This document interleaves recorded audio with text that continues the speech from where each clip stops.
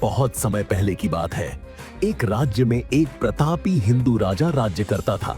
वह न केवल न्यायप्रिय और धर्मपरायण था, बल्कि अपने विचारों में भी अत्यंत परिपक्व और संवेदनशील था। उसके राज्य की प्रजा सुखी थी, अपराध कम थे और धर्म कर्म की गूंज चारों ओर फैली हुई थी। एक दिन राजा को दरबार में एक अजीब बात पता चली। उसके ही राज्य में एक प्रसिद्ध वेश्या रहती थी, जो न केवल धनवान थी, बल्कि दान पुण्य में भी अग्रणी थी। गरीबों की मदद करना, भूखों को भोजन देना, बीमारों की सेवा करना, ये सब काम वह चुपचाप करती थी। राजा को यह जानकर अत्यंत आश्चर्य हुआ। वह सोच में पड़ गया, कैसे कोई ऐसा जीवन जीने वाला व्यक्ति इतना उदार और दयालु हो सकता है। उत्सुकतावश राजा ने उस वेश्या को दरबार में बुलवाया। जब वह दरबार में पहुंची तो सबकी निगाहें उस पर टिकी थीं। वह विनम्रता से नजरें झुकाए खड़ी रही।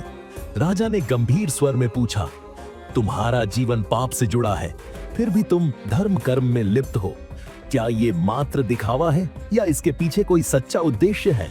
वेश्या ने शांत स्वर में उत्तर दिया, महाराज, मैं जानती हूं कि मेरा पेशा समाज की दृष्टि में अपवित्र है, लेकिन मैं अपने कर्मों का बोझ हल्का करने के लिए हर दिन कुछ अच्छा करने का प्रयास करती हूँ।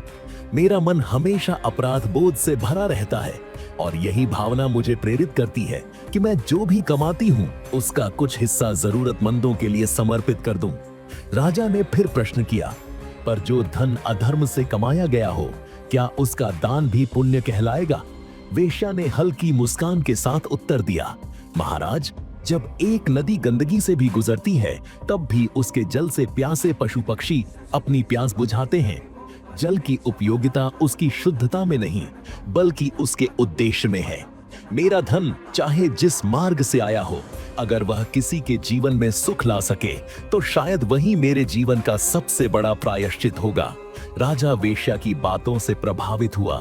वह समझ गया कि पाप और पुण्य का निर्णय केवल कर्मों से नहीं, बल्कि उस व्यक्ति की नियत और आत्मा की पुकार से भी होता है।